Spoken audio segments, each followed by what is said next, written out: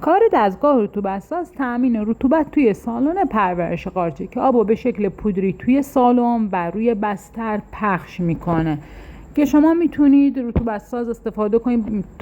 در واقع مقدار قدرت رطوبت‌سازتون بستگی داره به فضاتون، به اندازه و مساحت فضایی که دارین.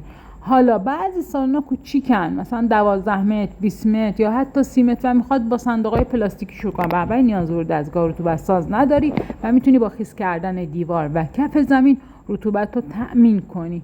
این دستگاه رطوبت‌ساز هم تایمر داره و شما با توجه به نیاز سالن دستگاه رطوبت‌سازت رو روشن میکنی. هر سالن نیازش با سالن دیگه متفاوته، نمیتونی، یه فرمول خاص نداره، طبق تجربه به دست میاد.